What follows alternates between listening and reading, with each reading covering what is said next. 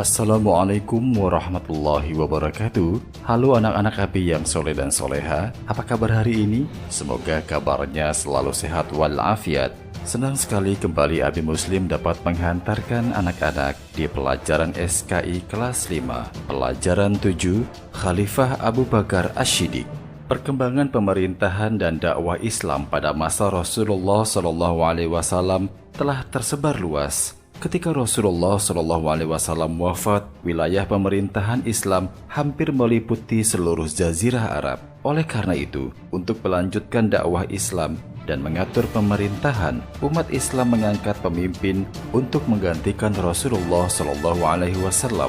Para pemimpin pemerintahan Islam pengganti Rasulullah SAW itu disebut dengan Khulafa'ur Rasyidin. A. Pengertian Khulafa'ur Rasyidin. Istilah Khulafa'ur Rasyidin berasal dari bahasa Arab, terdiri dari kata khulafa dan ar-rasyidin. Secara kebahasaan, kata khulafa adalah bentuk jamak dari kata khalifah yang berarti pengganti. Secara istilah, berarti pemimpin, sementara kata ar-rasyidin berasal dari kata ar-rasyid yang berarti bijaksana dan cerdas, atau juga dapat diartikan yang mendapat petunjuk dan mengikuti jalan yang benar. Dengan demikian, arti dari khulafa dan ar-rasyidin secara harfiah adalah para pengganti yang diberi petunjuk. Sementara secara istilah, kata khulafa ar-rasyidin berarti para pengganti Rasulullah SAW sebagai pemimpin umat dengan mengikuti petunjuk dan jalan yang benar dari Allah Subhanahu wa Ta'ala dan Rasul-Nya. Jelasnya, khalifah itu bukan menggantikan tugas Nabi Muhammad SAW sebagai Rasul, melainkan menggantikan tugas Nabi Muhammad SAW sebagai kepala negara dan kepala pemerintahan Islam. Perlu kamu ingat bahwa selama hidupnya, para khalifah itu tidak menjuluki dirinya dengan gelar Khulafa'ur Rasyidin. Orang-orang setelah mereka lah yang memberi gelar dengan nama itu. Para khalifah sendiri menjuluki diri mereka dengan istilah sederhana, yaitu Khalifah Rasulullah SAW yang berarti pengganti Rasulullah SAW. B. Kedudukan dan tugas Khulafa'ur Rasyidin. 1. Kedudukan Khulafa'ur Rasyidin. Nabi Muhammad SAW sebagai utusan Allah Subhanahu wa Ta'ala memiliki dua tugas utama. Pertama, sebagai Rasul Allah Subhanahu wa Ta'ala atau utusan Allah Subhanahu wa Ta'ala yang menyampaikan wahyu, mengajak manusia beriman, mengerjakan perbuatan baik, mengerjakan segala perintah Allah Subhanahu wa Ta'ala dan meninggalkan larangannya. Kedua, sebagai kepala negara yang memimpin pemerintahan dan masyarakat. Pemerintahan Islam pada masa Nabi Muhammad SAW berpusat di Madinah. 2. Tugas Khalifa'ur Rasyidin. Khalifah adalah gelar yang diberikan kepada kepala negara yang memimpin umat Islam dan seluruh rakyat wilayahnya setelah Rasulullah SAW wafat. Adapun mereka yang termasuk dalam Khulafa'ur Rasyidin adalah Abu Bakar, Umar bin Khattab, Utsman bin Affan, dan Ali bin Abi Thalib. Khulafa'ur Rasyidin adalah para pengganti Rasulullah SAW sebagai kepala negara. Adapun tugas pokok Khulafa'ur Rasyidin yaitu sebagai berikut.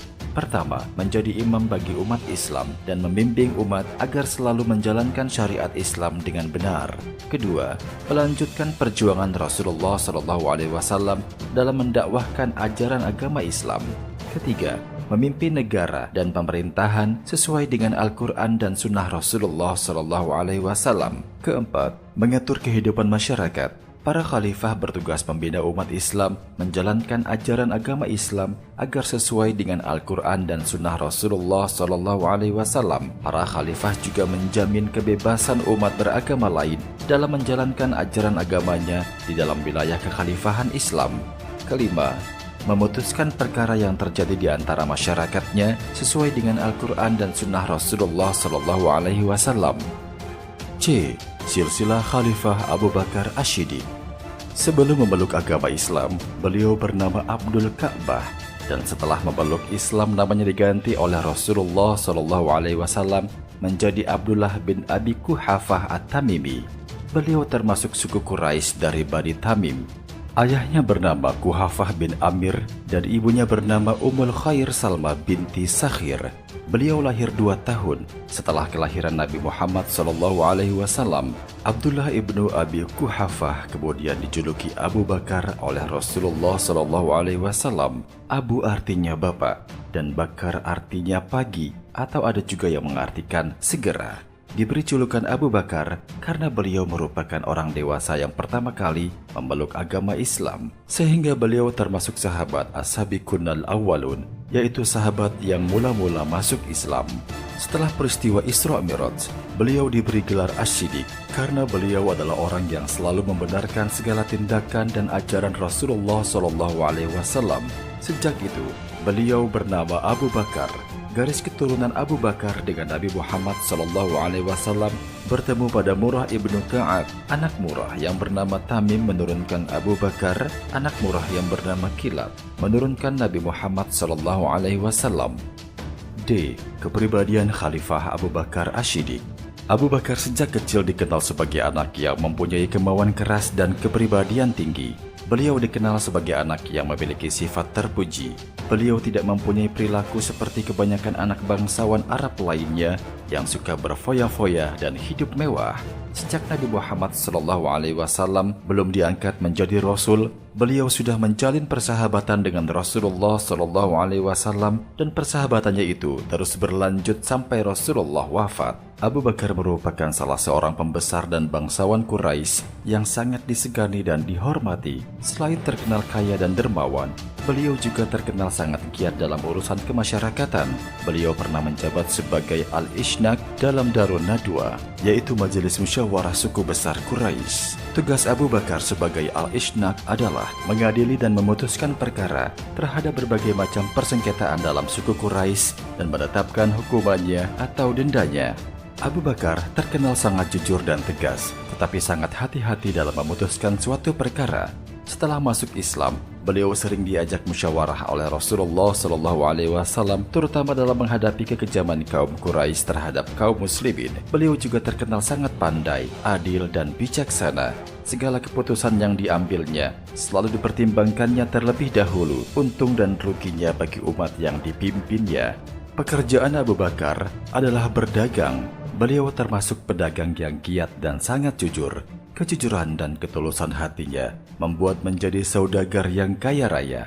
Abu Bakar sering berdagang hingga keluar Mekah berbulan-bulan lamanya. Abu Bakar banyak bergaul dengan orang-orang di luar suku Quraisy, sehingga beliau banyak mempunyai kawan para bangsawan. Oleh karena itulah, beliau memiliki wawasan dan pengetahuan yang sangat luas. Hal ini menyebabkan Abu Bakar sangat mudah menerima ajaran agama Islam. Terbukti, setelah Rasulullah SAW berdakwah menyebarkan agama Islam, beliau segera menerimanya. Abu Bakar adalah orang pertama dari golongan pria dewasa yang menyatakan diri memeluk agama Islam. Perjuangan Khalifah Abu Bakar Asy-Shiddiq. 1. Abu Bakar Asy-Shiddiq diangkat menjadi khalifah. Ketika Nabi Muhammad SAW wafat, beliau tidak meninggalkan pesan apapun tentang siapa yang akan menggantikannya sebagai pemimpin umat Islam. Oleh sebab itu, ketika jenazah Rasulullah SAW dimakamkan, timbul perbedaan pendapat tentang siapa khalifah pengganti Rasulullah SAW. Adapun pertimbangan menjadikan Abu Bakar sebagai khalifah pertama yaitu sebagai berikut. A. Sahabat pertama yang memeluk Islam sebelum orang lain mempercayai Rasulullah SAW. B. Sahabat yang paling setia mendampingi dan melindungi Rasulullah SAW. C. Sahabat yang selalu paling awal dalam mempercayai ajaran-ajaran yang dibawa oleh Rasulullah SAW. D. Sahabat yang pertama-tama mempercayai dan membenarkan peristiwa Isra Mi'raj pada saat orang-orang meragukannya. E. Sahabat yang setia mendampingi Rasulullah SAW ketika hijrah. F. Sahabat yang rela memberikan seluruh hartanya untuk mempertahankan Islam. G. Sahabat yang dipercaya untuk menjadi imam ketika Rasulullah SAW sakit. Setelah pemakaman Rasulullah SAW pada malam hari itu dilaksanakan, kaum Ansor dan Muhajirin berkumpul di Masjid Nabawi. Mereka membaiat kembali Abu Bakar di depan masyarakat umum. Dengan demikian, Abu Bakar secara resmi telah diangkat menjadi khalifah. Pengangkatan Abu Bakar itu didukung oleh seluruh kaum muslimin, baik golongan Ansor maupun Muhajirin. Abu Bakar dibaiat pada tanggal 12 Rabiul Awal tahun 11 Hijriah. 2. Berjuang menumpas gerakan pengacau agama. Pada masa awal pemerintahannya, Abu Bakar banyak menghadapi kesulitan setelah wafatnya Rasulullah SAW. Timbul berbagai golongan, antara lain golongan orang murtad, golongan orang yang ingkar membayar zakat, dan adanya orang-orang yang mengaku dirinya sebagai nabi. Munculnya orang-orang murtad ini karena mereka belum memahami benar tentang Islam. Ada yang masuk Islam karena ikut-ikutan, karena menganggap Islam adalah agama Nabi Muhammad SAW. Sehingga setelah Rasulullah SAW wafat, mereka kembali kepada ajarannya semula.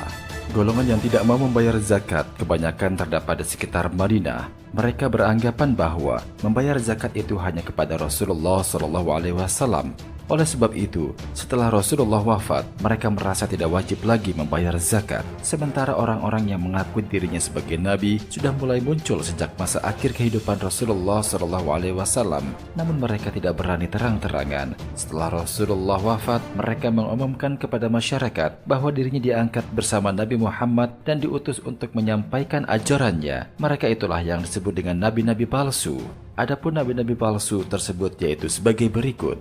A. Musailamah Al-Kadzab dari Bani Hanifah di Yamamah. B. Sajjah Tamimiyah dari Bani Tamim yang kemudian kawin dengan Musailamah Al-Kadzab. C. Tulaihah bin Khuwailid dari Bani As'ad. D. Aswad Al-Ansi dari Yaman. Menghadapi golongan-golongan tersebut, Abu Bakar bermusyawarah dengan para sahabatnya. Dengan kesepakatan bersama, semua golongan ridah atau golongan yang murtad tersebut harus diperangi sampai mereka kembali kepada kebenaran. 3. Perjuangan dalam perluasan wilayah dakwah Islam. Setelah berhasil mengatasi orang-orang murtad dan gerakan pengacau agama, Abu Bakar bermaksud memperluas wilayah dakwah kekhalifahan Islam. Abu Bakar menyampaikan maksudnya kepada para sahabat dalam suatu musyawarah, dan para sahabat menyetujui rencana Abu Bakar. Atas persetujuan para sahabat, Abu Bakar mulai mempersiapkan pasukannya untuk ditugaskan memerdekakan beberapa wilayah hingga keluar Jazirah Arab, terutama untuk membebaskan penduduknya dari penjajahan bangsa asing seperti Irak yang dijajah Persia dan Syria yang dijajah bangsa Romawi. 4. Kodifikasi atau pengumpulan Al-Quran. Al-Quran pada masa Rasulullah SAW tidak dibukukan seperti yang kamu kenal sekarang ini. Ayat Al-Quran masih berupa lembaran-lembaran yang tersimpan di rumah para sahabat. Kebanyakan para sahabat menghafalnya atau ditulisnya untuk disimpan sendiri. Lembarannya pun bukan berupa kertas seperti sekarang, melainkan masih tertulis pada kulit kayu, tulang, pelepah kurma, dan sebagainya. Oleh sebab itu, dikhawatirkan akan hilang atau rusak. Oleh karena itu, Umar bin Khattab mengusulkan agar ayat Al-Quran itu dikumpulkan.